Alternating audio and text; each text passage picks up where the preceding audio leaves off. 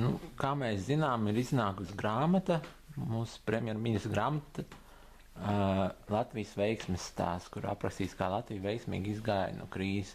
Kā tu domā, un kā tu uzskati, kā tu jūti, vai tavā dzīvē krīze turpinās, vai nav vairs? Manā dzīvē krīze vispār nav vēl sākusies. Kādu, pastāst vairāk par to. Es aizgāju ļoti laicīgi pensijā, noķēru to punktu, kad man vajadzēja iet, un es arī tādu aizgāju. Es teikšu, ka es nejūtu tās sevišķi krīzi, lai man būtu ģimenē bijusi krīze. Man ir kas atbalsta mani. Varbūt, ja es dzīvotu viena pati, man būtu, protams, krīze, bet man ir 2 dēli, kas man palīdz. Un ka mēs saliekam visu tā čupiņā, tad es varētu teikt, ka tādas krīzes sevišķas nav.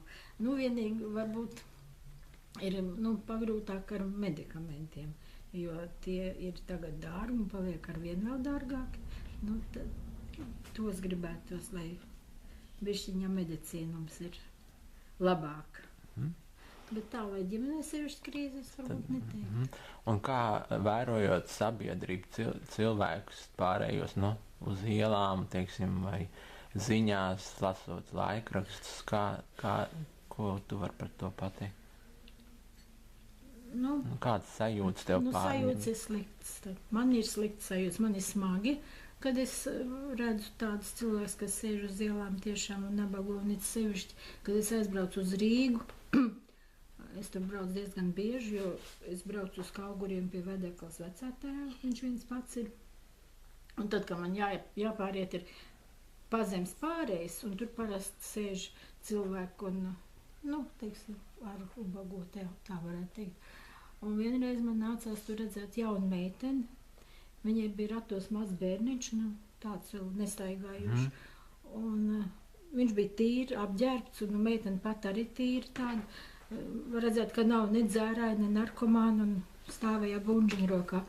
Es viņai, protams, iedevu naudiņu, un vienkārši es raudēju tajā brīdī.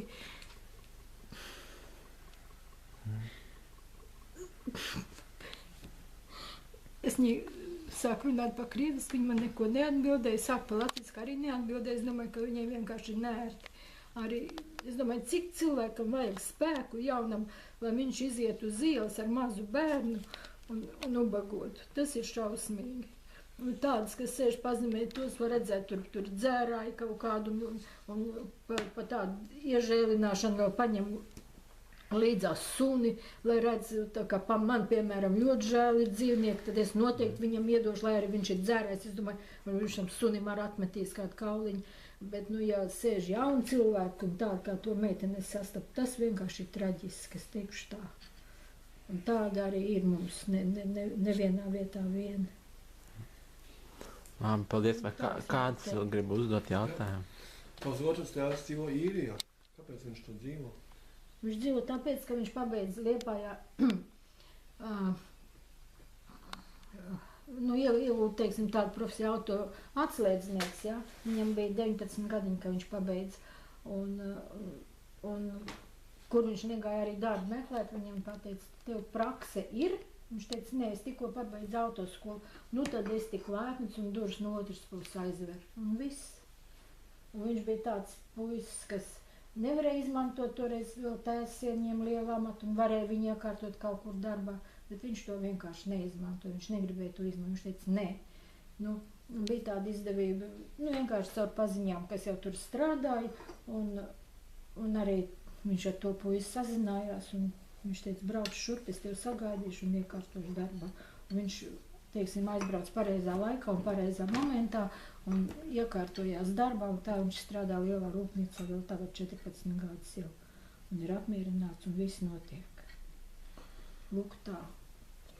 Tu jau diezgan bieži brauc uz Īriju. Tur arī saka, ka tur ir krīze. Ja tu salīdzini tās abas Latviju, kāda ir tā situācija? Zini, es nevaru pateikt. Tad tur ir vienkārši, tur ir jāiedziļinās. Cilvēki iet, cilvēki pērk un viss kustās un viss notiek.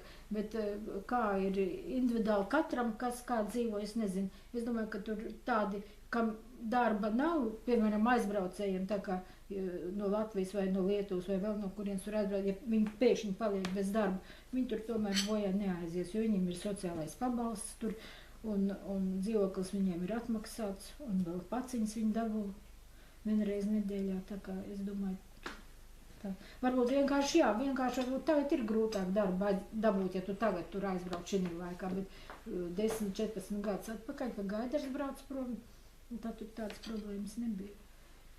Es tiešām neesmu iedziļinājusies, kā tur viņiem tagad ir ar darbiem, jo tie visi latvieši, ko mēs pazīstam, visi puiši strādā, visiem ir ģimenes un visiem viss notiek un problēma nav. Tā. Ir jau droši vien arī, kas varbūt ir palikuši bez darbiņa. To es nemāku, es tādas nezinu, teikšu tā. Gaida ar draugu, visi strādā.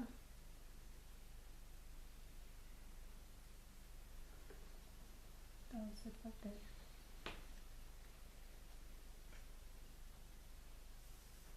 Vai šajā pusē kā jautājumu.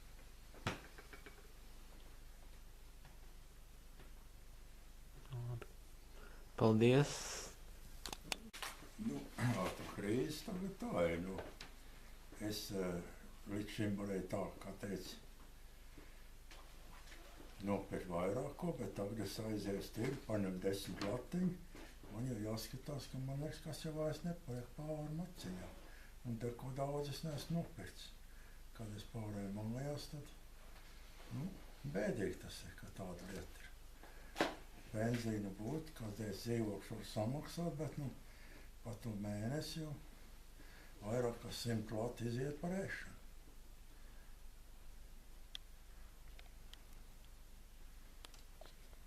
Ko tu nopērci tur tirgu? Ko es nopērku? Maizi nopērku un pienu paņem un kaut ko pies, un tas jau iet. Maizi jau nav vairs lētā, tā es skaties jau pie labs kukurīts, ja.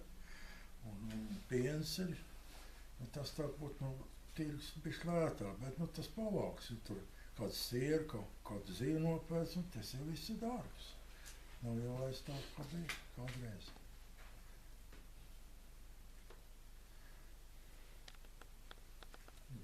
Man bija tā, es to savu dzīvokli dabūju toreiz kaut kād 90. gadu vidus par certifikātiem. Tas bija tā viena puse, agrāk tas bija tāds liels dzīvoklis 7 istabām, un tad tas bija vienkārši sadalīts. Un tad, kad tā bija viss tas uzplaukums, tad uzreiz bija tā iespēja tur tikt pie kredītiem tur, un bija tā, ka tur to blakus dzīvokli taisījās tur Kessenfelds tur dabūt vai kā tur, ja, tur un jā, viņi vienkārši gribēja pārdot un tā, un tad mums kaut kā nāca bailes virsū, ka tur ātri vien mūs nepadzīs arī, ja mēs tur cik jau mēs tur noturēsimies tur apkārt tādi, mēs tā turīgāk ļaudis.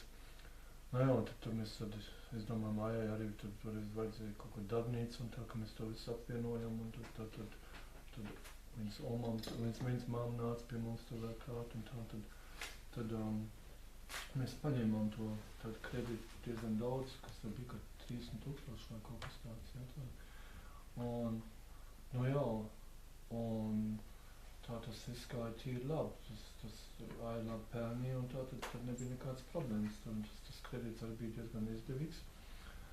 Bet tad, kad āja nomira, tad uzreiz bija problēma, jo tad es tur biju ielicis to savu daļu kā ķīru praktiski, un tad varēja gadīties vienkārši tad, ja tagad es nevaru atmaksāt, man algas to nevar atmaksāt, ja, un uzreiz arī tad būtu jāpārslēdz tas līgums, uzreiz tie procenti, tas nezinu, uz 6 vai vēl vairāk tur, jo, tā, es to nekad nebūtu dabūjis gatavu, un tad bija tā, ka vienkārši man ģimene man palīdzēja, man mamma un tā, jo tur Ivars un tā, jo tā tikai tā viņi mūs tur no praktiski izpirkt no tās bankas tur, ja, un tad vienkārši tā savā starpā mēs tur vienojamies, kā to visu taisīt, bet ja tas nebūtu bijis, es to dzīvokli nebūtu varējis turēt, un banka būtu vienkārši atņēmusi tā, ne tas viens tev,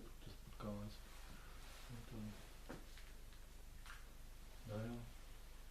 Jā, un kā to piedzīvo ikdienā, nu tas jau ir tikai tā, nu viens puses, es tā domāju, cik es tad īstenībā pazīstu cilvēks, kuriem ir parādi, ja, bet tā lieta jau par tām lietām daudz nerunā, tā viss vairāk vai mazāk klusē. Jā, un tāpat arī par mācītāju algām, te jau mūsu baznīca arī bija uztaisījis pamatīgi parādu, tur ar Amerikas baznīca, tur Misūrijas sinodu. Un arī tad tas cerēja, ka tur varēs pārdot visus tos nekustamos īpašums un iznāca baigās krahs, jo, ka jau beigās minimāli kaut ko varēja pārdot. Un parāds bija uztaisīts, un tad vienkārši, nu jā, tas taču jā, viss tā algas sistēma vienā mērā nobankrotēs, vienkārši tu nekad tur varbūt vai dažiem tā, kas laukiem ir, varbūt tā mazas graudas, tiem varbūt vēl kaut ko palīdz, bet visumā ļoti daudz neapmienāta visu to, kas tur notiek. Nā. Apmēram tā. Esmu kaut ko. Jā, neko es nestāstīju. Vispār neko. Nu, bet pirmie tu teici, ka tev ir labi. Nu jā, tas jau nozīmē to, ka man nav ko stāstīt. Ar kāds pie justies aizvainots, kāpēc tev tik labi, man ne? Nē, tāda skauģa te nav. Nē. Droši stāst. Man tiešām labi, nu, ko lai vairāk pastāstīt. Uzrakstīsim KGB un būs labi. Jautājums bija, kā mēs piedzīvām ekonomisko krīzi savā dzīvē un sabiedrībā. Savā dzīvē un sabiedrībā. Nu, es visu laiku esmu bijis krīzē. Vairāk, lielākā vai mazākā. Kopš 91. gadiem, jā, kad mainījās. Jā. Tad jau arī bija bezdarbs absolūts. Absolūts, nē. Kaut kur jau kaut kas notika. Bet, nu, laika pa laika man paveicās. Izdzīvoju. Pārdzīvoju. Izdzīvoju, jā. Izdzīvoju un pārdzīvoju.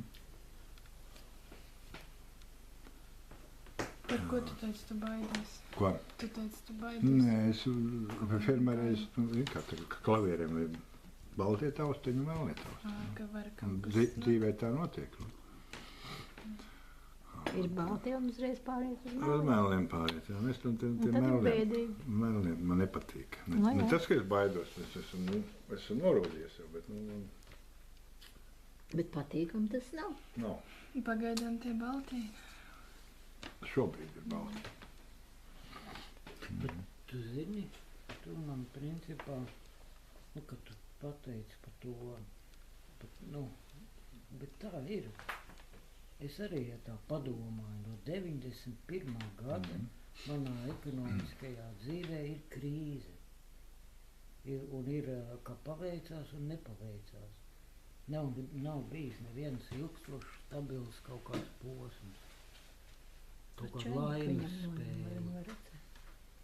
Taču no 91. gada varētu teikt, kamēr tā Latvija eksistē, tikmēr vismaz es personiski to jūtu kā krīzi un ar iespējām, ka pa brīžiem palaimējos. Un ar bailēm nepārtrauktām, kad kādreiz jau nepalaimēsies, un tad tu dabūsi iekšās. Jā, un tāpēc ir radusies tā ilūzija, kad te vispār nav iespējams viņu atrisināt, ka tas ir iespējams tikai kaut kur tur citur dabūt, strādājot un pelnot. Ka te ir tāda kaut kāda laimes spēle, cīņa, paveiksies, nepaveiksies un mūžīgā bezizējas krīze. Tas ir subjektīvi, protams, bet man ir tāda sajūta kopš sabruka padomu savienība. Jau pašreiz jau, bet kas krīze, kas ir kā beigusies, tagad kā tu salīdzina to pirms sākumiem, tu 90. gadu sākumu? Kaut kas, nezinu, tā man Nu, vispār jau katastrofas pastāst cilvēkiem. Ir viena daļa cilvēku galīgi izmisuši, vajag daudz. Gan drīzai uz katru stūri satiec jau tā lūdzējas acīm redzot cilvēku, ne jau tas, ka tur Rīgā, piemēram, tur tāda stulba akcija un tos bombuši izdanā un tur tos lūdzējas. Varbūt kāds no viņiem tur, bet pārsvarā aiz labi prāt diez vai kāds ies tur uz ielas stāvēt tur lūgt. Kopumā droši vien situācija bēdīga valstī. Tu pats pārdzīvoji kaut cik normāli.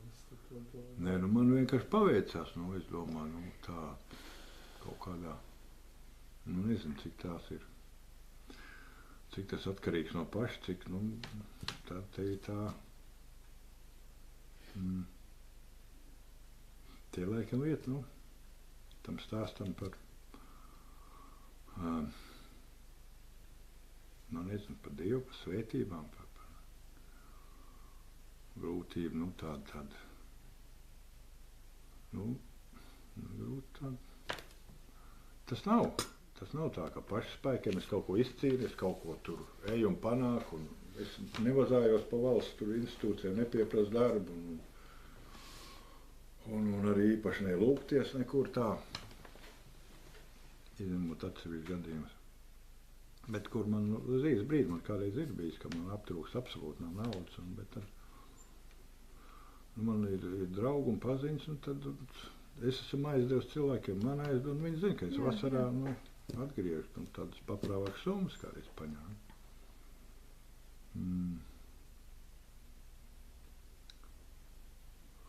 Tā ir atkal vesela tēma sarunai, kā tas dzīvē notiekās. Riktīgi kā mēlns ir, un tad paiet burtiski kādi 3 nedēļas, vai 2 nedēļas, un pavisam tā sagriežās, kad pats brīnies, un pilnīgi nereāli, izmisuma pilna situācija, Tāda, ka tu īsti nezini, kas būs, kā dzīvos, kas notiks. Stulbi sajūta, un viena lieta, kad, un pats interesantākais ir tas, ka tādās reizēs, vairāk viņas kaut kā atkārtojās. Tad jau meklē tur draugus tādus, tādus riktīgus, kam, uz ko tu tā kā vari paļauties. Un tad sākās, vai tu zini, es nopirku mašīnu, es tagad tur galīgi man pašam nav ko, otram, tev jau vajag kādu 300-400 Latvijas manu, ko man tāda nav šties, es kādu 5 cenu, kur tad tu liksies, es arī tas man šodien nav, šitā sākās, Jā, interesanti. Tas viss iedarās tā kopējā mūsu ainā, tāda savstarpējās attiecībās laikam, un krīze jau faktiski lielāka ir tad, kad tu esi jūties viens tajā smagajā situācijā, kad tu nav tāds punkts, tāds, draugu plecs nav. Tad tā ir pat lielākā krīze. Jā, tieši tā. Un tad kaut kādā dīvainā veidā tomēr atrodas satiekt cilvēks vai kaut kā viņu. Faktiski man vienmēr atverās durvis tieši tur, ko es nemeklēju. Tā. Pirmā tu ej tur, kur tu zini, tur varētu, bet dīvainā kārtā atverās tur tieši, kur tu nekad neesi gaidījis un nekad arī dīvaini. Ko vēl pa krīzi var pateikt? Pa krīzi, tā gudri parunāt tad, kad tev uz baltā tausniņas uzkāps. Tad var filozofēt, tad var pamācīt kādu, ko tu nestrādā, bet tad darbu negrot atrast. Kas ir? Tik traki ir, nevar būt. Redz, kā man mācība, pakrit, varbūt slinks, es negribu strādāt. Kas ir? Kaut ko taču ārprāt. Vismaz kaut kādu lati nopēlīs. Vai tur paravēt tur kādās vagās, tur parāpo kā dienu, nedēļu, 2, tur kādu lati nopelnīs. Kā tu vari ieteikt cilvēkiem, ka tas ir vienkārši bājprāts, es domāju. Nedrīkst cilvēki tā pazemot, kad Tur visu dienu tu grūti strādā, un tev tur kaut beigās kaut kādu latiņu, kaut kādas kartupeļus iedod vēl kaut ko. Nu, arī tādi gadījumi, jā. Vienu dienu pastrādāja 7, Jā, 6 stundas, pēc tam 3 dienas mācījās, sāpēja visu muskuļu. Drīzāk, es domāju, te būtu jārunā tieši par to attiecību krīzi, ne jau par to ekonomisko tik daudz, jo principā cilvēkam jau nemaz tik daudz nevajag, ne?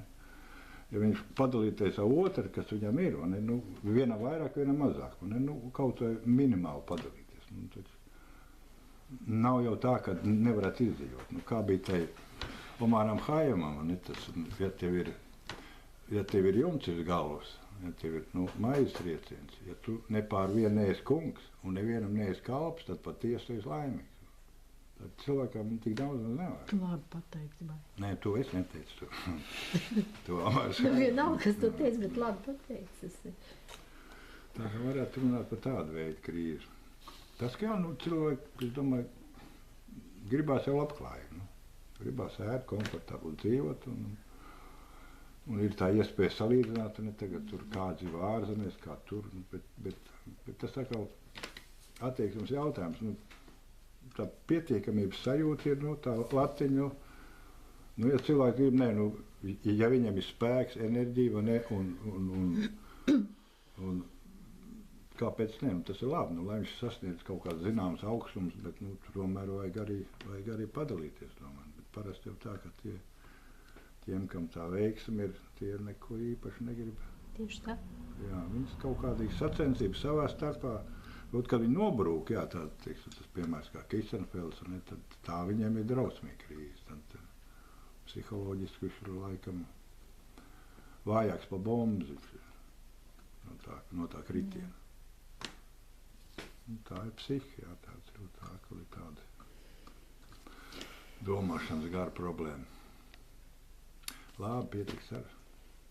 Vai tev ir darbs? Darbs man nav. Man ir tikai invaliditātes pensija, kas man tagad ir uz mūžu piešķirta. Bet ar to es netieku galā. Man ir, teiksim, atvilkušies līdz vecie parādi no iepriekšējā dzīvokļa, kamēr es aizlāpu vienu caurumu, tikmēr citā vietā man rodas sakal jaunas. Un tā es, var teikt, tagad tādā putras katlā pilnīgi. Un man ir brīžiem tāda vispār tā attieksme jau no ierēģiem arī, ja tur kaut ko iet un meklē, ja? Tad ko jūs gribat? Ar tādu, kā teikt, attieksmi, jāsaskarās caur vienu. Un tas ir ļoti nepatīkami, jo gal galā no vienas puses viņi varētu būt pateicīgi, ka viņiem no tādiem cilvēkiem, kā mēs, ir darbs.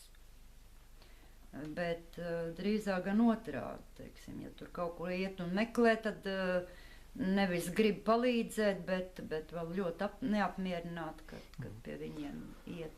Un kā tu domā, kas saka, ka krīze Latvijā vairs nav, tā ir, vai tas tā turpinās noslēpt kaut ko? Latvijā krīze nav.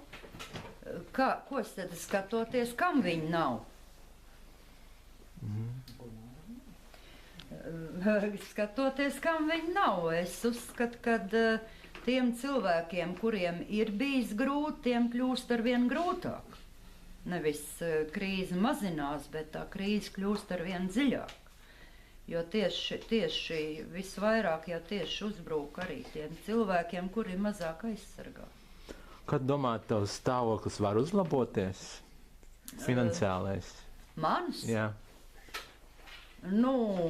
Ja ticēt brīnumam, tad varbūt, ka var. Bet tam ir vajadzīgs kaut kāds pamats. Tad vai kaut kāda papildus ienākuma, vai kas darbes arī meklējas, nevar atrast. Tu redzi iespējas, kā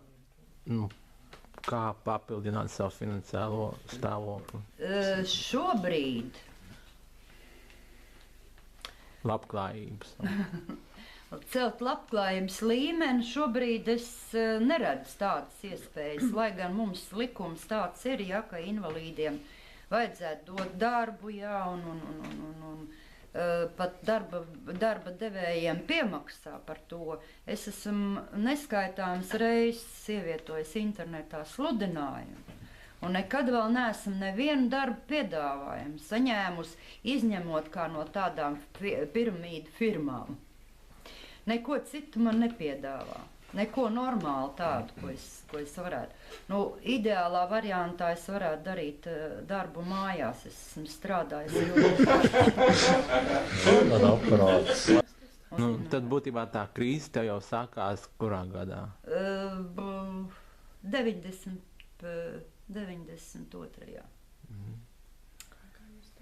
Jā, 92. jau. Jo es teicu, dēlam palika 3 gadi, es pazaudēju darbu momentā, jo tipogrāfijā tur viss mājastrādnieču darbs pajuka. Darbā iet es nevarēju, tāpēc, ka bērns man bija kā teikt, tanī laikā ar īpašām vajadzībām, kas prasīja milzīgu darbu, lai viņi vispār, lai viņš izaugtu par normālu cilvēku. Un es biju spiest pat ar viņu darboties, jo bērnu dārzā viņu nevarēja laist tādu, kāds viņš bija. Paldies tev. Un sabiedrība. Es te tā domāju, man nav nekādas nostalģijas vai ilūzijas par to, kas agrāk ir bijis. Bet es esmu savu laikmeta bērns. Un kamēr bija Padomju Savienība, es vispār neatceros, ka man bija kādas problēmas atrast darbu vai kad es viņu meklēju. Tādu problēmu nebija. Viņš vienkārši bija, tas darbs. Un arī man kaut kā iznāk, kad man sākās tie darba kaut kādi meklējumi un iespējamie zaudējumi. Tieši ar to brīdi, kad radās Latvijas valsts, jo, kad sabruka Padomju Savienība, tas pats par sevi jau tā ir krīze. Tad jau nekā nebija. Neko nevarēja nopirkt, viss jau apstājās. Un no tā brīža, principā, manā dzīvē arī nekad nav bijis par šiem 20 gadiem kaut kāds ilgstošs, stabils periods. Ja, un cik es zinu, tu meklē darbu, bet kādas atbildes varbūt tu sastopi no ierēģiem, no darbiniekiem, meklējot darbu, kādas atbildes var sastapt? Tagad pa maniem smējās vispār, bet 90. gadu sākumā bija vieglāk, caur draugiem parunāja, te vēl kaut ko varēja atrast. Reāli darbu iekārtoja pa sārgu vai kur. Un pēdējais man arī iekārtoja pa sārgu vēl pirms 2-3 gadiem, bet tā vien grūtāk jau arī caur tām paziņām kaut ko reāli dabūt. Bet tā, cik es esmu pats piegājis un tā, augstākais, ko es esmu sasniedzis, ir tas, kad man nepaprasot telefonu pasaka, mēs jums piezvanīsim. Tas ir... Vai arī vienkārši smējās man ieraugot. Es nezinu. Tas tādas atbildes parasti ir, kad piezvanīs vai atsūtīs uz e-pastu. Jā, bet kad aiz muguras var redzēt, kad viena darbiniece ar otru saskatās un tā smīkņā vai kaut kā tā, kā es varu justies, ka man kaut kā tā, ziniet, uz redzēšanos, kad kaut ko tu gribi runāt, turpināt sarunu un tev pasaka uz redzēšanos. Jā. Es esmu sastapies ar tādām situācijām. Un tā ir mana personiskā problēma. Es tiešām uzskatu, ka visa dzīve ir mana atbildība. Tā, protams, ir mana atbildība. Es absolūti nevienu nevainoju, vai tas nav tā domāts, bet zināmā mērā es neuzticos ne tām valsts institūcijām, ne tām palīdzībām, ne tām sociālajām. Un īstenībā es esmu tādā situācijā reāli, ka pēc visiem standartiem es arī neko nevaru nokārtot. Es nekam neatbilstu. Tu kā individs, kā persona, kā tu skaties uz sabiedrību, ko tu redzi sabiedrībā? Ko es redzu sabiedrībā? Jauna sabiedrība. Caur mokām un cīņām varbūt pēc 100 gadiem nobriedīs un būs labi. Es redzu, ka sabiedrība vēl pat principā nav, ne valsts, ne sabiedrība nav pat sākusi izveidoties. Vēl nekā nav. Ir tikai ierēģi, armija un valsts pārvalde un tauta. Katrs kuļās kā māk. Labi, ja ir pazīšanās un draugi. Valsts kā tāda plašākā un dziļākā nozīmē vēl nav izveidojusi, manuprāt.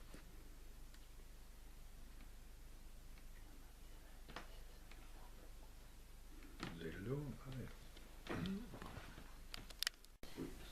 Kā krīze ietekmējusi mani un manu līdzcilvēku dzīvi? Kamēr cilvēkiem ir darbs, viņš par krīzi nedomā. Kad mēs abi ar vīru zaudējām darbu, tad mēs lielā ģimene palikām uz māmas pensiju.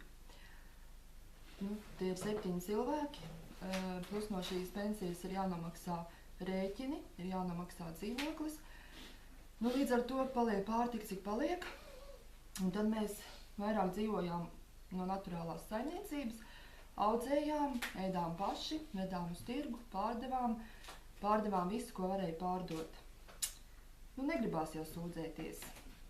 Latvija ir ļoti laba vieta, kur cilvēkam piedzimt, kur cilvēkam izaugt un iemācīties izdzīvošanas māku. Katra diena ir kā izaicinājums. Sevišķi tad, ja līdz algai ir palikusi nedēļa un makā naudas ir tikpat kā nemaz. Un tad tu esi spiests domāt, rīkoties, darīt jebko, lai varētu savilkt galus kopā un sagaidīt nākošo algu. Man ir laimējies, man vienmēr blakus ir bijuši ļoti jauki, mīļi, sirsnīgi, godīgi, gudri cilvēki, kas man vienmēr ir palīdzējuši. Un tāpēc es gribu lielu paldies teikt Liepājas sociālajam dienestam, jo pateicoties šim dienestam un tam, ka man ir 5 bērni, mani bērni spēja apmeklēt teātri, koncertu, dažādus pasākumus svētkos, gan lieldienās, gan Ziemassvētkos. Līdz ar to, tik cik maksā šīs biļetes pa 3 latiem, pa 4 latiem, es nekad nespētu bērnus, aizvest uz koncertu vai aiziet visu ģimeni kopā. Tā kā tiešām liels paldies sociālajam dienestam.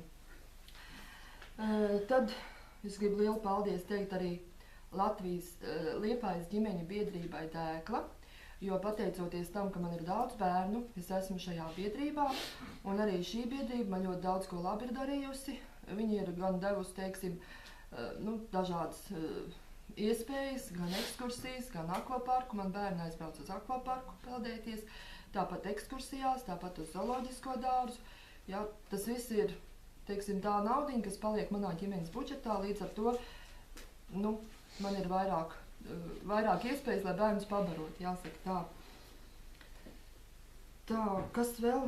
Vēl es gribu lielu paldies teikt arī Krusta draudzei, jo pateicoties šiem cilvēkiem, es esmu, kā ģimenē, jo arī šeit man ir daudz palīdzējuši gan ar mēbelēm, gan ar apģērbu, gan ar dažādiem labiem vārdiem. Tāpat arī ar ekskursijām, ar nometnēm, kas ir domātas draudzes bērniem, kur man bērni var apmeklēt un līdz ar to arī iepazīt pasauli, paskatīties tālāk, ne tikai savā sētā, ne tikai savā, lauku sētā visu vasaru dzīvoties. Jā, liels paldies mācītājai Mārtiņam, liels paldies daudz cilvēkiem, kas man atbalstījuši ir grūtā brīdī, ar labiem vārdiem, ar sirsnīgiem vārdiem. Tad, kad tev ir jau tik tālu, ka liekas, viss, tu vari nolaist rokas un tev vairs nav, spēka cīnīties, tad tiešām ir jāpaļaujas uz Dievu, un tad tu nāc un tad tu gūsti gan to spēku no tā Dieva, gan arī no šiem cilvēkiem, caur kuriem tiešām runā Dievs, un kas arī īstajā vietā un īstajā laikā vienmēr palīdz. Man pat bijis ir tā, ka man nav īpaši nekas jālūdz, vienkārši es kaut kā rodos īstajā vietā un īstajā laikā, un man kāds kaut ko piedāvā vai kaut ko iedod. Ja? Līdz ar to es varu teikt, ka viss ir jauki, viss ir ļoti brīnišķīgi, Un mēs esam izdzīvojuši, un izdzīvošanas māku mēs esam iemācījušies, un viss ir kārtībā. Es domāju, grūtāk ir jauniešiem. Jaunajiem ir daudz grūtāk, jo mēs jau esam tā paudze, kas esam iemācījušies izdzīvot. Bet jauniešiem gribās dzīvot tūlīt.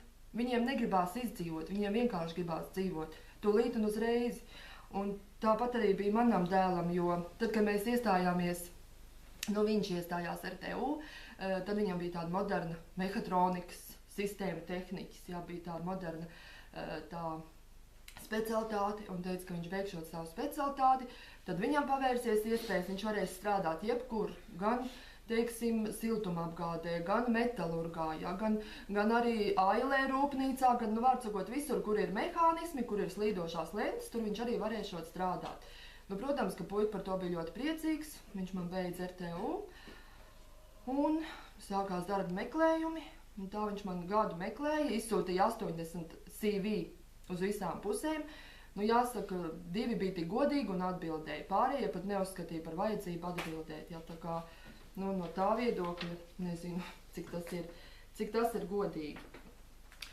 Tad, ko par, tas ir tā vairāk par mani, kas attiecās uz līdzcilvēkiem, tad ir tā, ka, teiksim, 10 gadus atpakaļ, ja ar kādu runājās, teiksim, vai tas bija laukos, vai tas bija pilsētā, tad bija tā, kad viens teica, man tur radinieks, man tur paziņa, man tur, teiksim, draugs vai draugam draugs ir aizbraucis, tad likās, tas vēl tālu kaut kur tā, tas tā nebūtiski, teiksim, par cilvēkiem, kas ir aizbraukuši strādāt uz ārzemēm.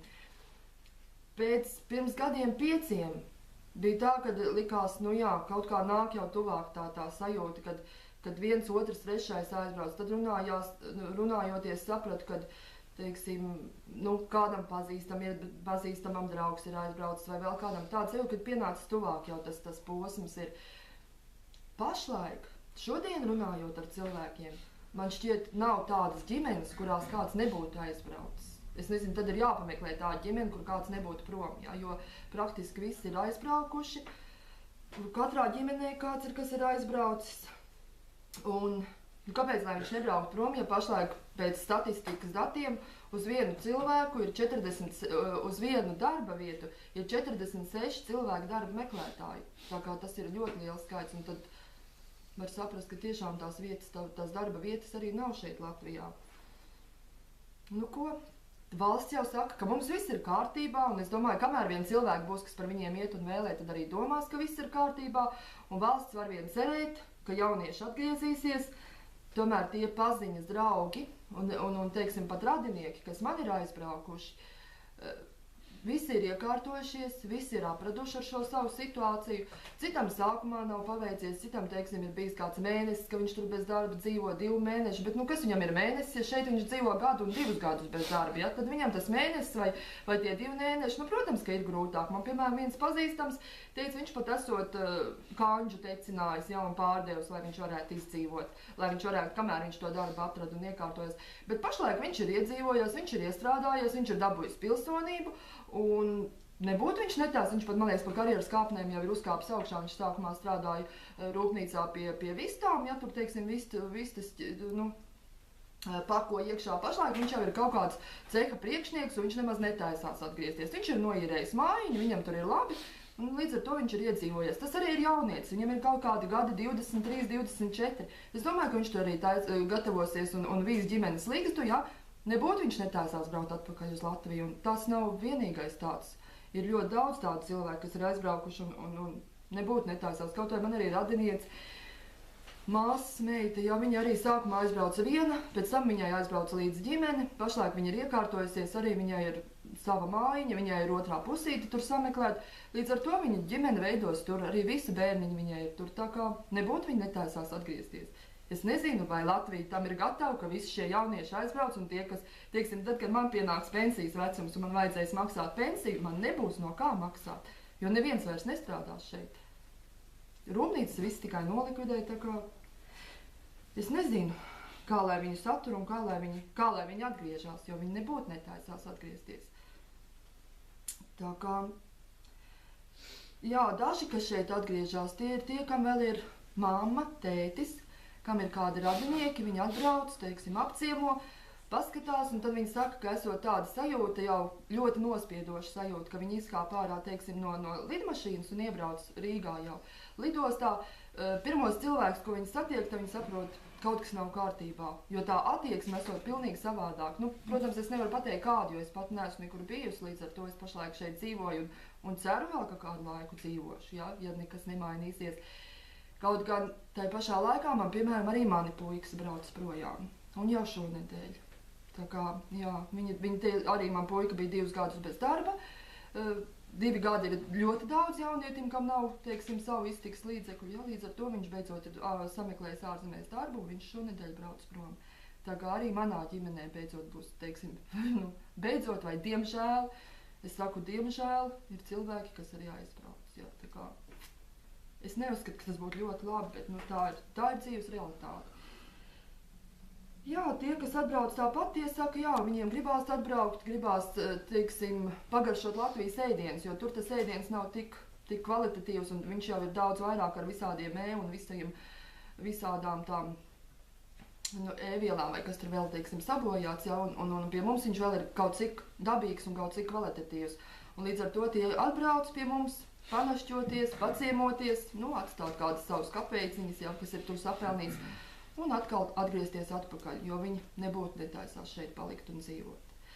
Tāpat arī vakar klausījos, interviju bija jauns vīrietis, kas ir aizbraucis strādāt Maskavā, un arī viņš sākumā ir aizbraucis viens, pēc tam viņam līdzi ir aizbraukusi ģimene, tur jau tagad viņam ir 3 meitas, un arī viņš saka, jā, uz Latviju atbraukt ciemos, labprāt, viņš atbrauks, viņš, teiksim, paciemosies nedēļu, 2, bet atbraukt atpakaļ un strādāt šeit, tādu domu viņam nav. Viņš saka, viņš pietiekoši labi nopelna tur, un viņam ļoti labi veicās tur, viņš nebūtu netaisāt atpakaļ.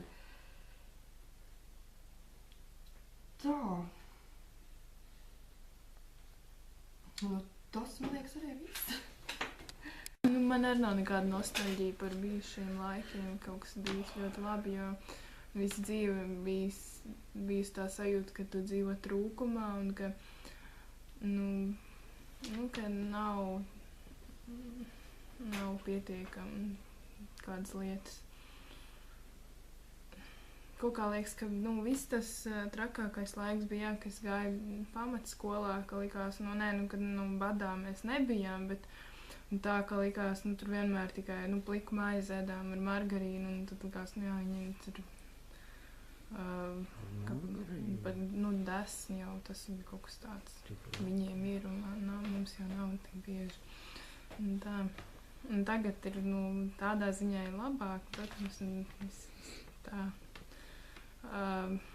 Bet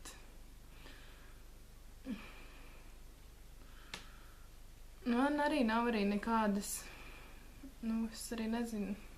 Es beigusi augstskolu, es nezinu īsti, ko es ar to izglītību varu darīt. Tagad es domāju, kāpēc es vispār mācījos. Varbūt tas bija tāda vienkārši laika vilcināšana un slēpšanās, jo nezinu, kur strādāt, ko es gribu darīt. Un varbūt arī nav tā ticība, ka es varu kaut ko nopelnīt un ka par to naudu arī reāli kaut kas būs, kaut kāds prieks un tā. Tagad es strādāju pastā, kas ir pusslodzes darbs un minimālā nav alga. Nezinu, ko teikt.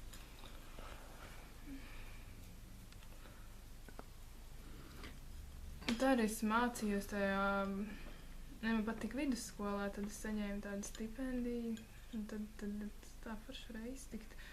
Tāda kabaca nauda bija, tad es mācījos augstskolā, tad man nekāda stipendija nebija, es nekur nestrādāju. Vecāki man ar naudu nedēja, un tad tā bija, es tagad bez naudas.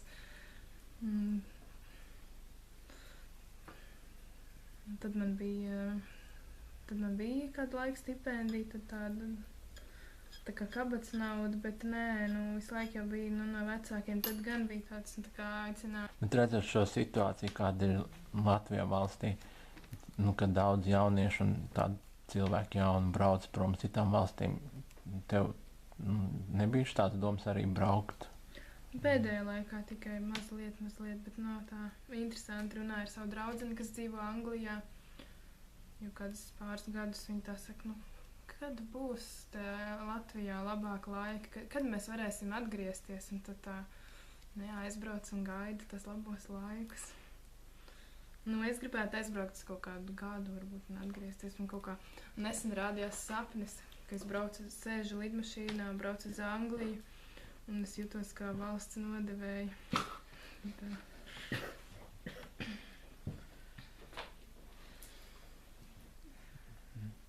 Paldies. Tu strādā par pasniedzi tagad. Varbūt tu vari pastāstīt, kā tu ikdienā sastopies ar cilvēkiem, vai kā tas tavs darbs notiek? Darbs ir smags un grūts. Tur ir īstenībā pasniedz darbs ļoti atbildīgs. Vislielākā atbildība ir par ierakstītām vēstulēm.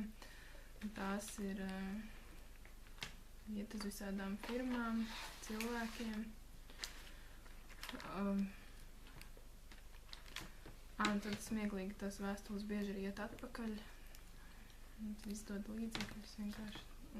Sūta cilvēkiem, kas vispār vairs tur nedzīvo, sūta ierakstīts vēstules uz ēkām, kas ir jau tur, tur nekā nav, viņš ir jau sen grausts tur. Es nezinu, ko tur sūta, gan jau ka kaut kādu, šitie aizdevums.lv vai vēl tā firma ir parādu piedzinēji visādi. Un man jau, tie kolēģi saka, tie cilvēki sen ir aizmukuši un te vairs nerādās, bet tās vēstules, nezinu, kāpēc viņas tur nāk. Arī parastās vēstules. Citreiz nāk no policijas, tur uz graustiem par to, ka, lai nopļauj zāli, tur apkārt. Tā. Es nezinu, kas tur rakstīts, bet nāk no policijas. Vienreiz, izlasīju. Jo tur neatceros, kāpēc, bet viņi nenodeva. Nebija kam dot parastā vēstule.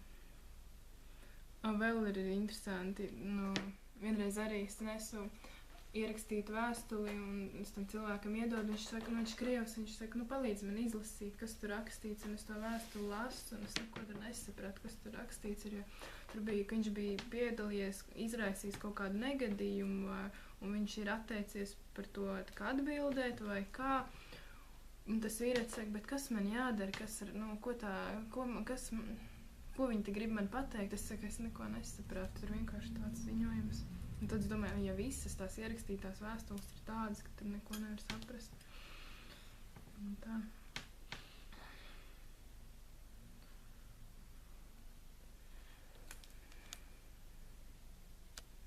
Kā vienam cilvēkam dienā kādas 3 vēstules no parādu piedzinējiem. Vienu mēnesi bija tik daudz, visu laiku nāca. Tas pilnīgi sirds sāpēja. Tagad traki nav. Bet te jau iznāk, ka liela daļa no visām vēstulēm ir visādi parādi, piedziņas un no policijām. Tādas gandrīz tikai ir. Vienreiz nesu tur uz vienu māju tur vēstules, un tad tāds vīrietis prasa, mums nav nekas tur 8. dzīvoklim, un tad viņiem tā sieviete saka, slavu Bogu, ka nav nekā. Tur jau arī nāk jau vairāk uz tādiem dzīvokļiem, kur nedzīvo vairs cilvēki. Daudz pamest. Un tad tā, nezinu, atnāk vēstules kaut kādu graustu vai jauncelt. Žēl, ka tie cilvēki nesaņems to vēstuli. Aizsūtīs atpakaļ. Tā jau manam brālim arī bija. Viņi nāca tādi ziņojumu no parādu piedzinējiem, beigās arī viņam, ka viņš bija aizņēmies, bet beigās arī par to, ka viņš bija galvojis par kādu paziņu. Un visu laiku viņam tur, es nezinu, bet viņam atvilka no algas, un tā viņš saprat, ka nevar neko, pats viņš neko nesaņem, un tad aizlidās uz Ameriku. Viņš cer, ka kādreiz jau viņam būs nauda, viņš varēs atmaksāt. Un tādas vēstules nāk arī pie Liepājā. Tad nāk uz firmām, kas vairs neeksistē, vai viņas vairs nav tajā adresē. Tad man saka, pastāv, tas no nodokļiem, tur nodokļiem. Tad tas nāk uz un vienreiz gāju uz dzīvokli, un es tur ierakstītu vēstuli, tas vīrietis saka, jā, te bija tāda firma, jā. Nav, tās firmas jau arī viņas iznīkst.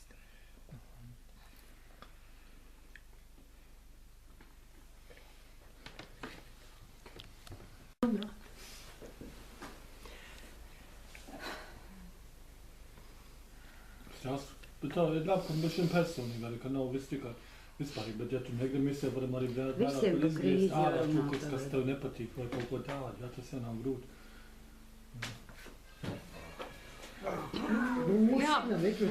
Šodien ir.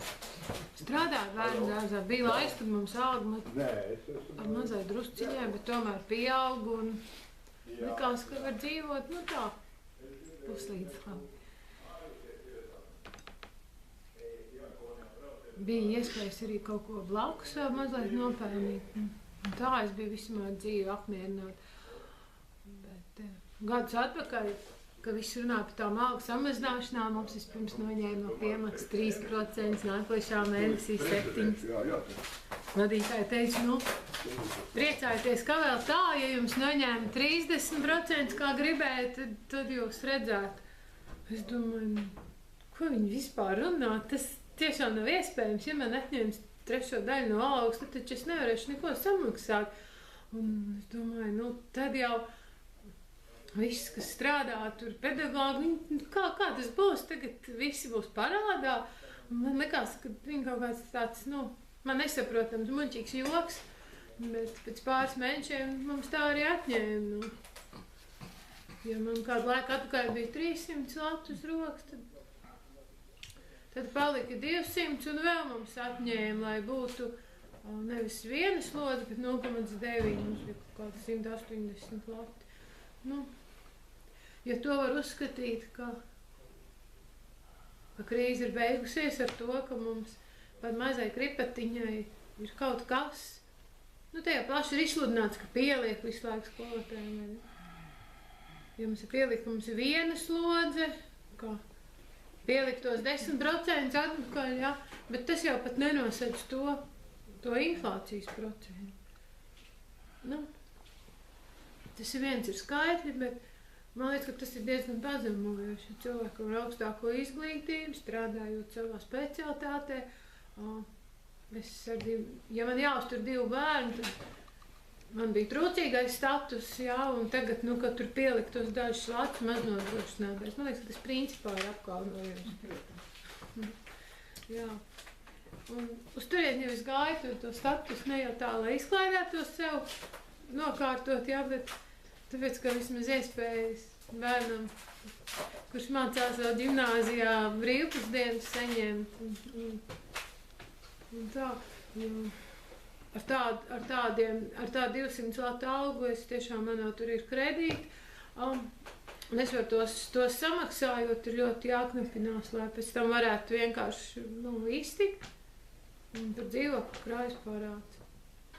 Es samaksāju obligātos maksājumus, elektrību, internetu ar televīziju. Un par dzīvokli. Jā, parāds turpina augt, un tas ir tas, kas man visvairāk satrauc. Jo es šobrīd neredzu to iespēju, kā es viņu varētu, kā es varētu no viņu sākt to problēmu risināt. Tad vēl tur man tāda sīkā kredīta, tas tā, es aizgāju pie jurists, viņi man teica, lai tur neuztraucās un tā, ka tas viss ir tiesas tur ceļā, kamēr viņi iesūdzēs tiesā, kamēr viņi tā tiesa vēl notiks un tā, bet tas jau nav problēmas risinājums, tas ir vienkārši tāds laiks, ka tu zini, ka tev tā momentā nekur ārā neizliks. Jā. Es domāju, krīze arī tāpēc, ka meita, piemēram, strādā par tik mazu algu, kā 100 latus. Es domāju, ka mēs dzīvojot abas kopā varētu salikt kaut kādu naudu un sākt tur to problēmu ar dzīvokli, piemēram, risināt. Arī viņi nevar atrast tādu sakarīgu darbu. Pastāst. Es krīzi izjūtu tādā ziņā, kad es redzu, kad cilvēki tiešām, viņi drūmi, jā, kad nav naudas, jā, kad tad tramvai tukši un autobusos tikai brauc pensionāri, teiksim, jā, un kad jauniešiem, kas ir strādāt griboši, tiem nav naudas, tiem vienkārši iet pa ielu, viņam nav naudas. Bet vienkārši redzams ir, ka tukši pilsēta paliek, jā, un kad nav arī nav darba. Es to izjūtu, kad nav, kad mēs drusku esam vainīgi, kad mēs pametam savu pilsētu, braucam uz ārzemēm, un arī nav vairs, kas ar autobusu, ar tramvai brauc, vienkārši tukšs mājas, tā vērtīgs mājas, kā jau šeit pat pieminēja, māsa, ka pieminēja, patās, pat dzīvokļi, jo dzīvokļi tā ir vislielākā vērtība, kur cilvēkam dzīvot, bet arī tas ir arī kur nauda rast, tas ir otrs, tas ir kur strādāt, un tas ir tā lielākā problēma, ka nav tie darbi. Man tas ir arī tā problēma. Es no sākuma biju tāds, kad es nebiju kristietis, tad es biju tāds pesimists. Es domāju, te laikam nekas nebūs, un te ir beigas, un te ir cauri, un te ir rāmi, un te vairs nekas nebūs ar to Latviju. Bet tagad es esmu optimistiskā domā, tas ir tāds priecīgāks. Un domāju, ka kaut kas labāks tomēr būs, kad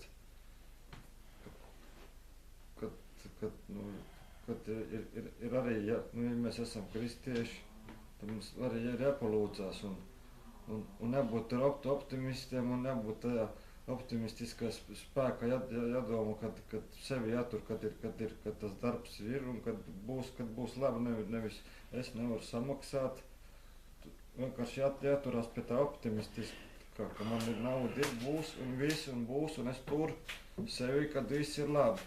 Un man ir mīlestība. Vienkārši mīlestība, to mīlestību turēt iekšā, to labo gaisotni. Tāpēc es arī atbraucu no laukiem, es jūtu, kad gaisotni šeit ir atklājā.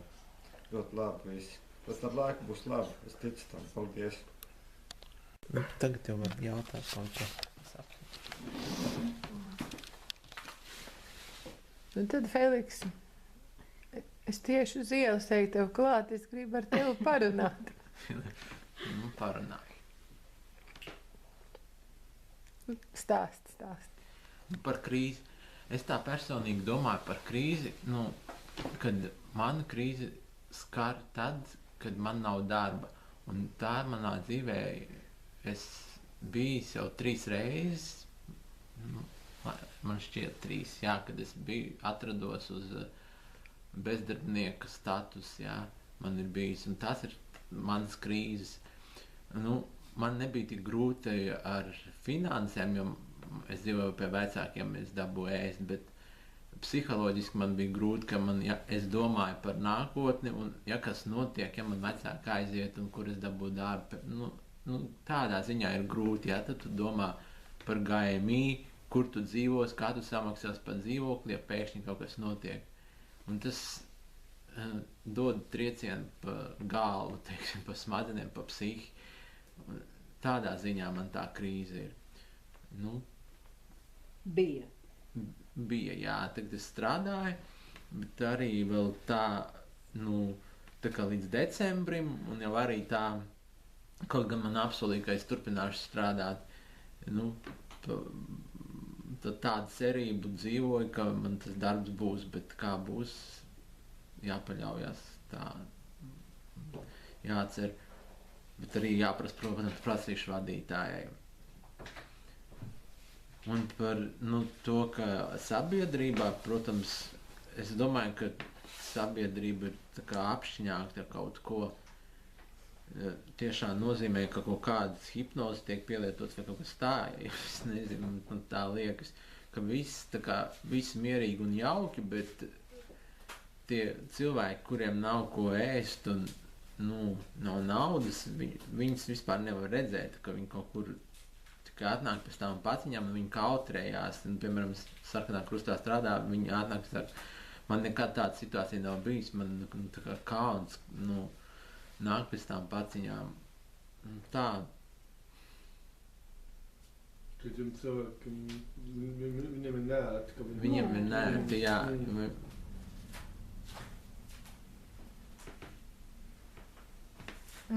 Sarkanā krustā strādājot, daudz satiec tādus cilvēkus, kurus krīze ir tā dziļāk skārusi.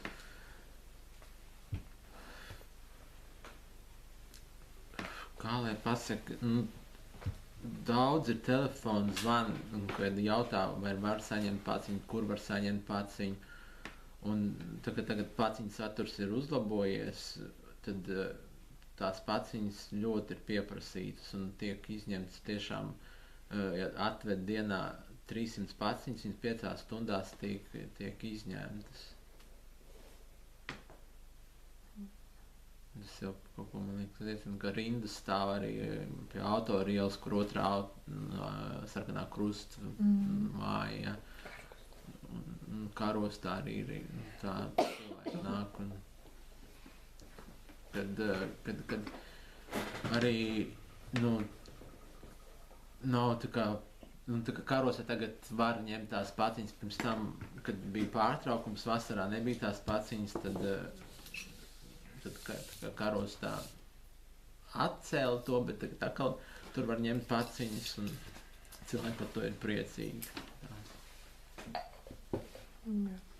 Cik bieži var dabūt tās paciņas?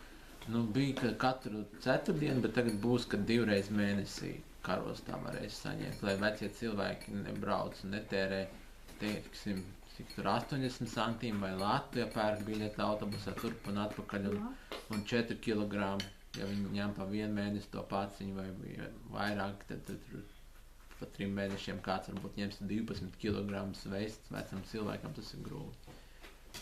Ir ģimenes, kurām 8 paciņas pienākās, jā, bērni, tā. Tas ir reiz mēnesī, tad vai domāts? Jā. Un šeit centrā var saņemt katru mēnesi vai kā? Būtībā ir pieejams tās paciņas. Pieejams paciņas ir autorielā visvairāk. Ulihielā 1 reizi mēnesī ved un tikai 300 gabals. Jā. Jo tur maz vietas, tur nav kur tā nolikt. Tāpēc. Kādi jautājumi, Feliksim?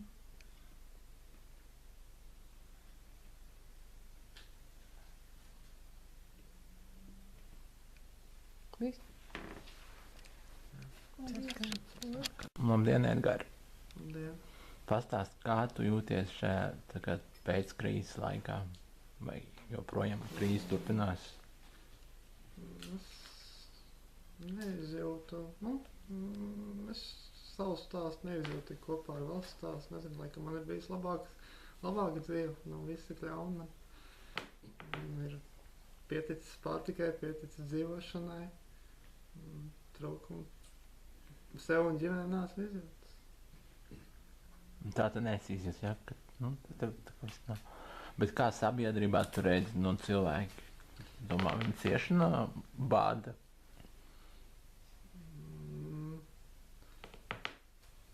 Gan jau, ka noteikti. Ir daļa cilvēki, kas ir. Tā jau, es neesmu tādā lietas kursā, es nestaigāju apkārt par mājām, vai es nezinu, kā es tik daudz nesatiekos ar tādiem cilvēkiem. Bet, man jau liekas, ka arī visus laikus tā ir. Trūcīgi cilvēki, man nav argumenti domāt, ka tādi ir vairāk vai mazāk. Varbūt tādi vairāk cilvēki, jā. Noteikti cilvēki, kas to zina, daudz labāk, bet es nesaskaros, tāpēc to nezinu. Un kāds? Jautājumu kāds uzdos Edgaram?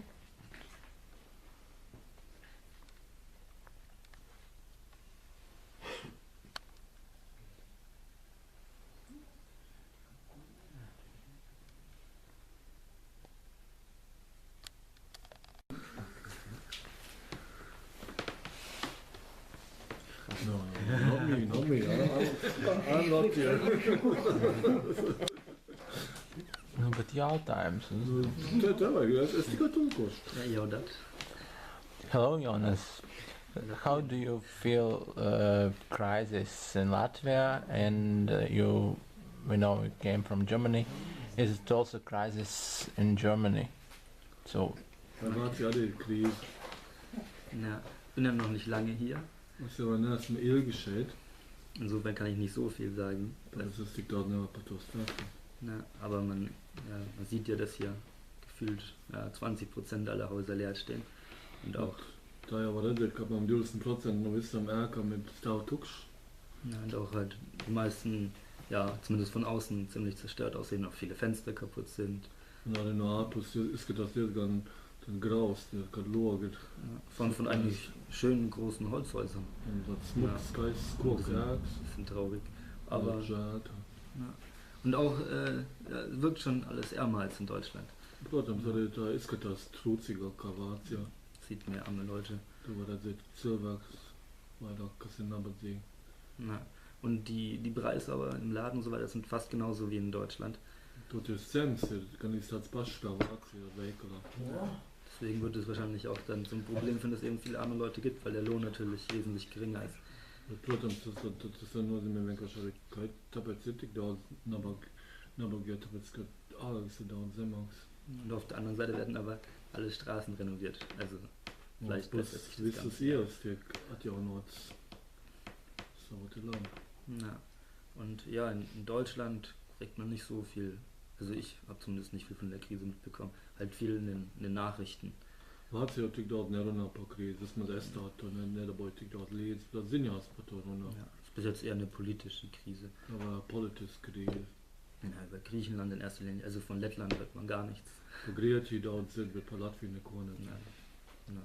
Wusste nicht mal, dass das vor kurzem zur EU beigetreten ist. Du wusstest nicht? Viņš pat nezināja, ka Latvija nesen tikai iestājās Eiropas Savienībā. Ja, und regen sich halt viele Leute auf, dass man eben viel Geld zahlen muss für Griechenland und die anderen EU-Länder. Und daudz tur uztraucās, ka jāmaksā tik daudz naudu Grieķijai un arī pārējām valstīm.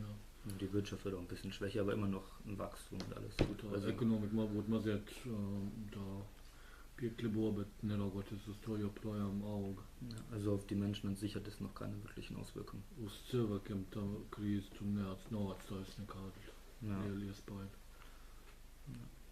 Ja. Paldies. Vācijā, ko viņš teica?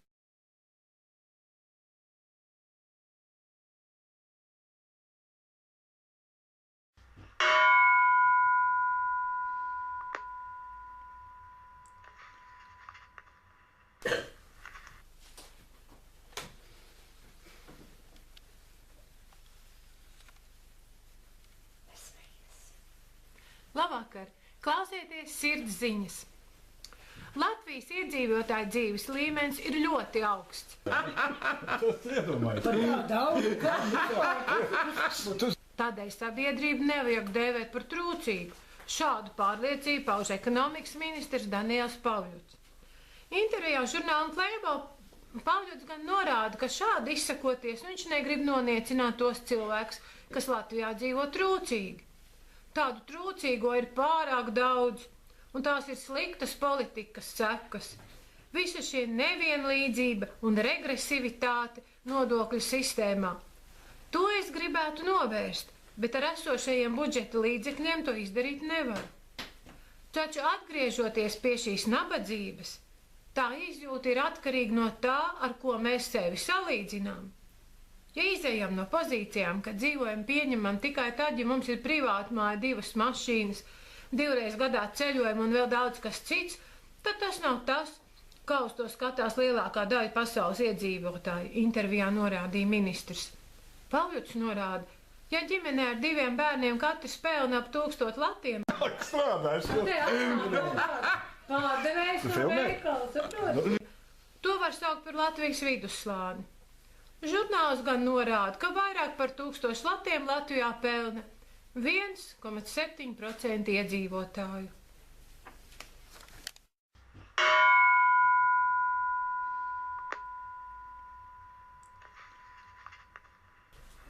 Klausieties sirdsziņas. Latvijā mēs paši nenovērtējam to, ko esam sasnieguši. Intervijā aģentūrai Leta sacīja Eiropas Savienības attīstības komisārs Andris Piebalgs.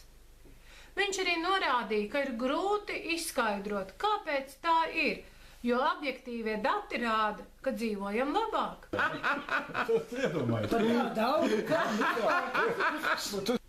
Piebalgs pieļauj, ka tā varētu būt piesardzība, par daudz nesapriecāties. Iespējams, to ietekmē relatīvi īsais periods pēc valstiskuma atjaunošanas. Savukārt tas, ka cilvēki esot skeptiski noskaņot pret Eiropas Savienību, esot zināmā mērā fenomens, domā Piebalgs. Viņš arī piebilda, ka mēs Latvijā paši nenovērtējam to, ko esam sasnieguši.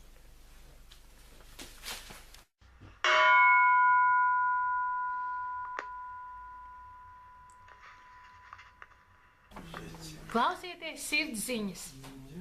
Startautiskais valūtas fonds publicēs darba ziņojumu pēc pirmās pēcprogrammas uzraudzības misijas rezultātiem. Latvija ir veiksmīgi pabeigusi startautisko aizdevumu programmu, atzīts ziņojumā.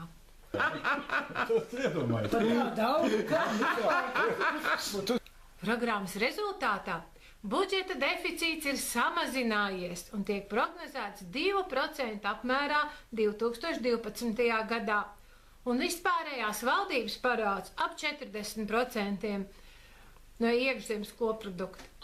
Latvijas ekonomika ir strauji atkopusies.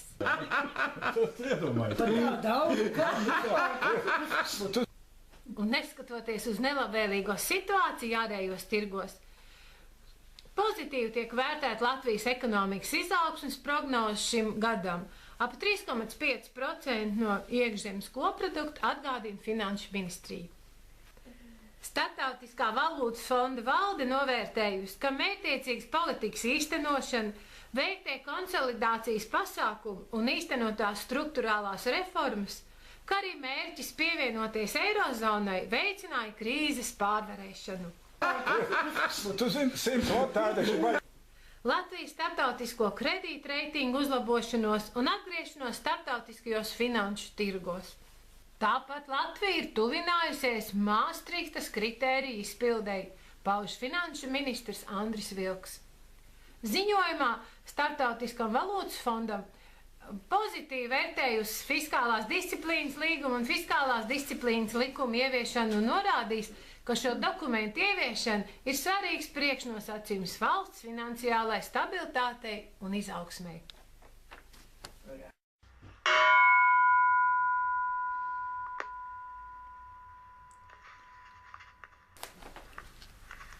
Klausieties sirdsziņas. Ir neiespējami pārvarēt krīzi tikai ievērojot striktu finanšu disciplīnu un paļaujoties uz ārvalstu palīdzību. Panākuma atslēgas slēpjas spējā veikt pārmaiņas pašu rokām. Tas prasa nevien sabiedrības sapratni un atbalstu, bet arī gatavību kopā mērot taupības ceļu. To Saeimas priekšsēdētājs Olvita Abotiņa uzsvēra 24. augustā, uzrunājot savus kolēģus 6. Eiropas sieviešu spīkeru konferencē Austrijas galvaspilsētā Vīnē. Kamēr Eiropa joprojām piedzīvo reformas un dažas valstis var saskarties ar jaunu krīzes vilni, Latvijai ir izdevies samazināt konkrētas nodokļu likmes. Darba nav nemaz. Kas tas pa darbu? Smagi strādā. Un pateicoties veiksmīgai politikai, šī gada budžetā atvēlēt papildus finansējumu sociālai sfērai. Kultūrai, veselībai, izglītībai un citām jomām. Turklāt Latvijas sasniegumus novērtējušas starptautiskas reitingu aģentūras un Eiropas komisija. Kristīna Lagarda, Starptautiskā valūtas fonda vadītāja, viesojoties Latvijā, nevien atzinīgi vērtēja mūsu valsts sasniegumus, bet arī minēja, ka Latvija ir pārsniegusi ikviena cerības, sacīja Saeimas priekšsēdētāja. Strādājuši! Pārdevējs no Filmē? veikala, saproti?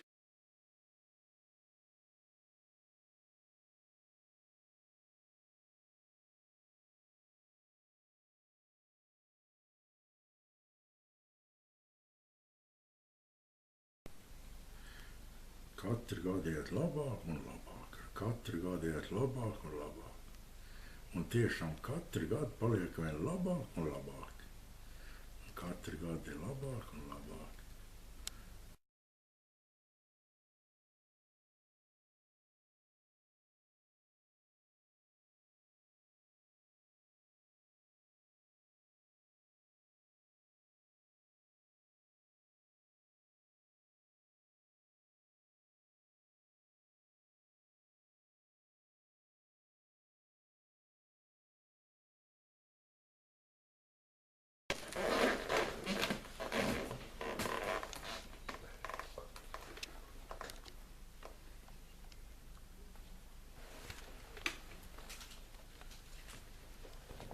Latvijā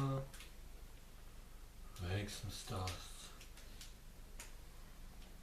Latvijā veiksmes stāsts. Latvijā veiksmes stāsts. Latvijā veiksmes stāsts. Latvijā veiksmes stāsts. Latvijā veiksmes stāsts.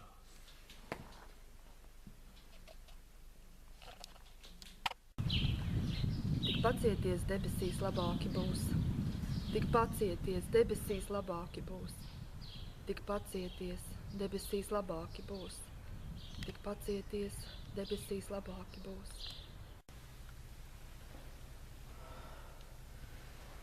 Latvijai veiksmes stāsts, Latvijai veiksmes stāsts, Latvijai veiksmes stāsts, Latvijai veiksmes stāsts, Latvijai veiksmes stāsts, Latvijai veiksmes stāsts, Latvijai veiksmes stāsts, Latvijai veiksmes stāsts, Latvijai veiksmes stāsts, Latvijai veiksmes stāsts, visiet arī labāk un labāk.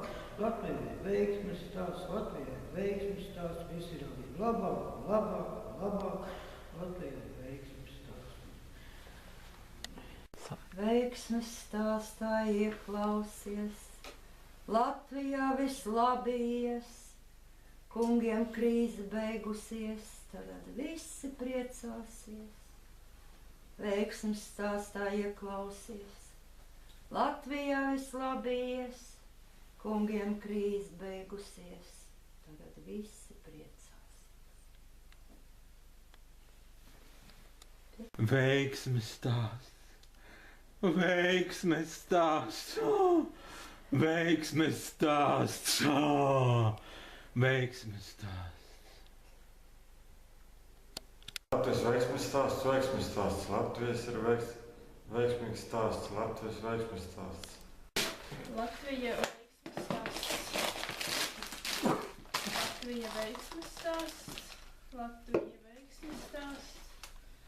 Latvijā ir veiksmes stāsts. Latvija veiksmes stāsts.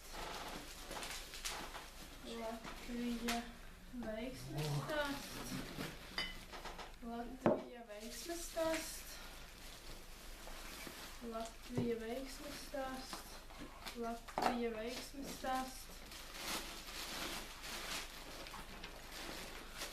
Latvija veiksmes stāsts un Latvija veiksmes stāsts. Jā.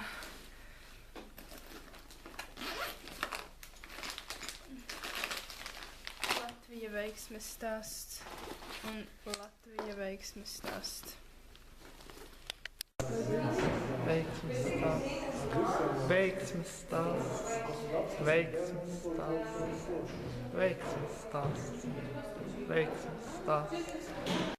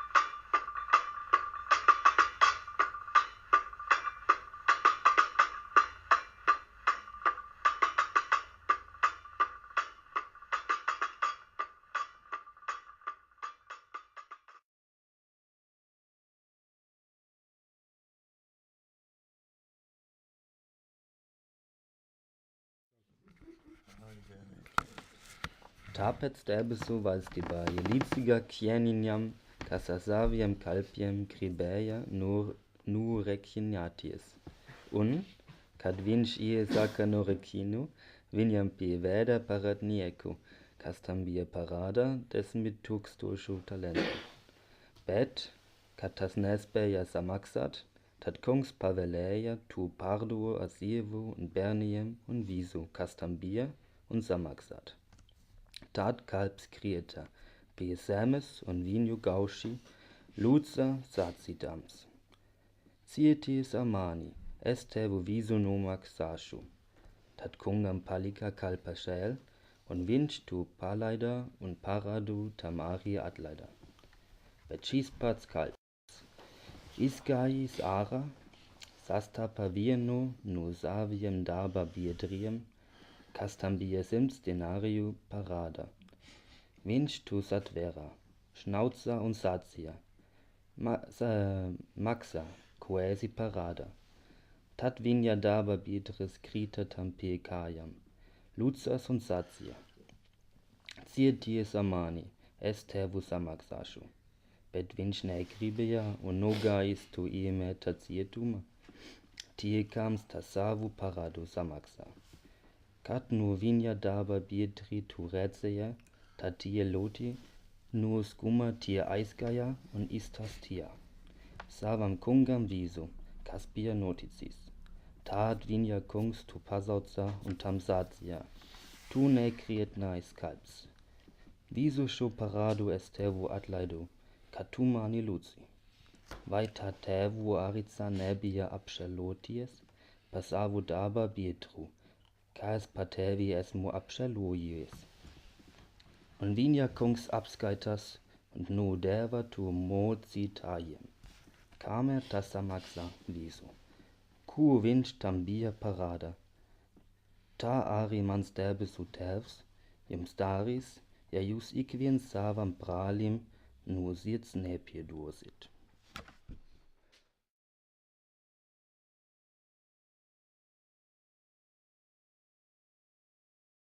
Prezidents Džons Smits. Stājoties priekšā. Sveicināt. Paldies vadītājs, Mr. Redvoits. Ļoti patīkami. Labdien. Vētnieks Džimons Henrijs. Paldies. Labdien. Iekšējais drošības dienas Holstrams. Viss kārtībā, lūdzu apsūdīt. Paldies.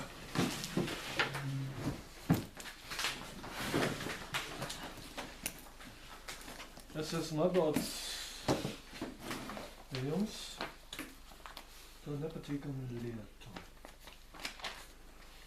Pagājušā gadā, 12. decembrī, bija lielā revīzija mūsu uzņēmumā. Un konstatēts, ka šeit iztrūkst 1 300 045 lati. Tas ir pārpratums. Tik daudz nevar būt. Tas ir pārpratums. Viss ir izvērtēts un viss ir skaidrs. Mums nekā tāda nav. Tāpēc es esmu atbildīgs, lai noskaidrotu, kas šeit ir noticis. Kā jūs domājat atmaksāt visu šito? Kā jūs to Tik daudz nevar būt. Es domāju, 5 grāmatu Tas ir Sēr, pārpratums. ar jūs atļauju. Varbūt. Dalavies, kundze. Tas nav iespējams. Grāmatu redē. Šobrīd nesaklausām. Tas nav iespējams. Mums tieši tagad ir ļoti pelnošs projekts. Jā, projekti mums ir, jā. Nu kāda, piemēram, kas jums te notiek? Pastāstiet. Sēr, jūs redzat, šeit ir lauku īpašumi. Zeme, ļoti Zeme, vērtīga zeme. ļoti vērtīga, un Brīnišķīgā kompānija tur ir vietā. investējusi milzīgus, teiksim, līdzekļus, un ticiet mums, tas viss kompānijā nesīs milzīgas ienākumus pēc Šobrīd vienkārši dažiem nav gadiem. īstais laiks. Jā, bet taču projekti un atskaiti ir atskaiti. Džonam Smitam ir vajadzīga atskaita, lai būtu sakri viņu cipari ar mūsu cipariem. Kā mēs to varētu pārbaudīt? Tā. Kur jūs grāmatu? Žēl, Sēr. Ļoti žēl, varbūt, ka mēs varētu tomēr firmas kopējā labuma vārdā par kaut ko mēs varbūt projekts tomēr mums ir pelnoši. Mēs vienmēr esam lojāli izturējušies. Cik vien visos šajos gados mēs vienmēr esam bijuši viena no pelnošākajām nodaļām. Es domāju, ka varbūt ka mēs varētu vēlreiz pārskatīt un pārskaitīt vajadzīgo summu vai kaut kā. Tā, labi, es domāju tā, mēs varam to nedēļu laiku. Jā, visu nedēļas laikā. Noskaidrojot, kas ir noticis. Otrkārt, ja tā nauda pazudus, jūs steidzam domājat, kā to dabūt atpakaļ. Un es par šo nedēļu šeit būšu, pārbaudīšu viss, lai tur viss notiek. Un tā mēs varbūt varam atrast kādu risinājumu. Jā, mēs noteikti varam atrast. Mums ir ļoti pelnāts projekts. Mums šeit ir brīnišķīgas, 5 zvaigžņu viesnīcas, jūs, protams, vēlēsieties apmesties. Jā, pie jūs, protams. Jā. Cik jūs vēlaties apkalpot ar personālu, teiksim? Kā viss būtu nodrošināts. Jūs vīriešu vai sieviešu kārtas vēlaties? Tas jau skaidrs. Viņš tik moderns nav. Varbūt, ka mēs vakarā varētu kādas restorānā kādas pusdienas. Vakarā restorānā kādas pusdienas varbūt. Neapšaubām. Jā, restorānu pierakstiet restorānu. Restorāns. Jā, par sīkākām detaļām mēs varam pēc tam vēl runāt. Mēs noteikti varam runāt. Labi, mums skaidrs. Tad uz redzēšanas. Ir vakaru. Vakaram.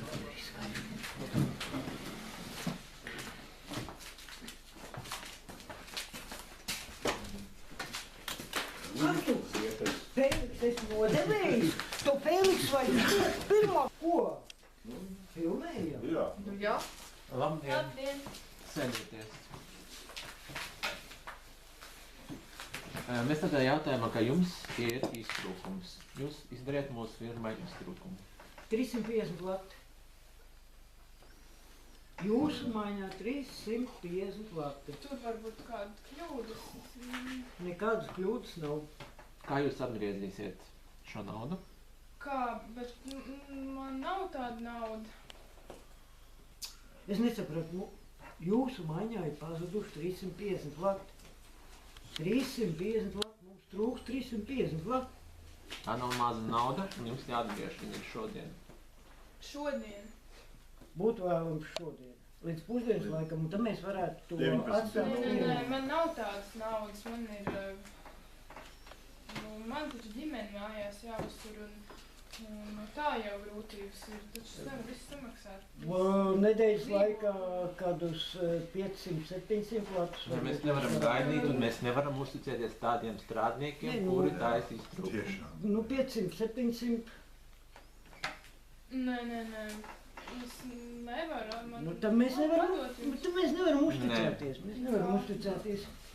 Tad jākārto. Mums būs jāpārtrauc darba attiecības. Nē, bet kur tad es strādāšu, kā es pelnīšu? Tā ir jūsu problēma, tikai jūsu problēma. Tas ir pret mūsu firmas politiku, turpināt sadarbību ar cilvēkiem, kuriem mēs nevaram uzticēties, kur mums dara. Bet varbūt var kaut ko atrast, kādu risinājumu. Samaksāsiet šodien, atradīsim. Šodien, pēc 3 dienām 500-700 lati, mēs varbūt arī varētu noklusēt to visu. Nē, varbūt pēc 2 nedēļām. Nē, mēs nevaram iet to garumā, sakiet beidzamo vārdu. Nu, kādu beidzamo vārdu? Es domāju, ka mēs nevaram uzticēties. Nu jā, tad mums vēl jāatlaiž ir. Mēs tad esam spiesti skirties. Mēs nevaram uzticēties tādam darbiniekiem. Jūs mūsos neklausaties, jums pilnīgi vienaldzīgi mūsu firmas. Viņa ir atlaista, lūdzu. Netrauciet, lūdzu, mūsu strādājumu. Stēņā iedzeram, cepumiņā jādara. Kā jūs nevarat taču tā? Tiksimies tiesā. Ļoti labi nospēlēt. Man asar.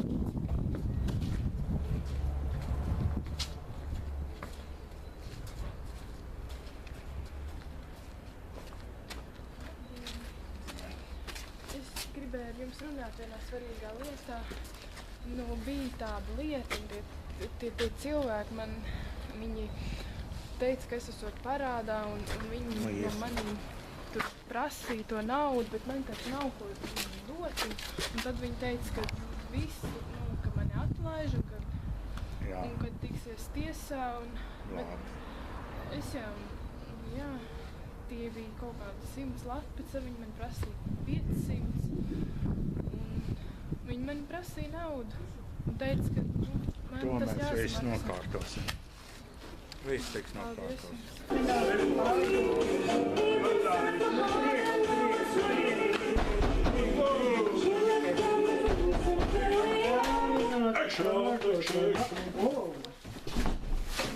Kas tas notiek?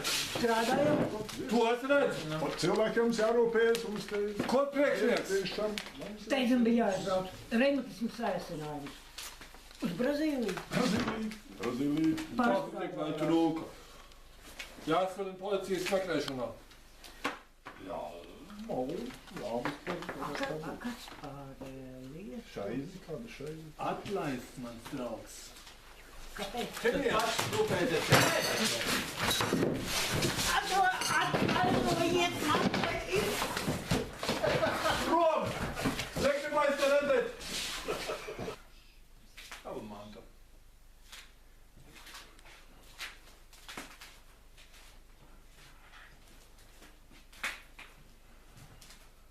Ronald, es drīkstu jums vienu jautājumu uzdot. Jā, lūdzu. Kāpēc jūs toreiz tos mūsu firmas darbinieks tomēr atlaidot? Jūs jau sākumā teicāt, ka viņi viss var palikt. Nu jā, tā iznāca. Bet tā bija laikam pareizi jādara.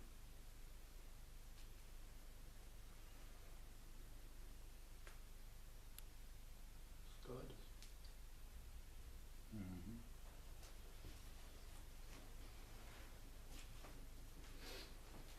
Var iedzersim. Par to iedzersim.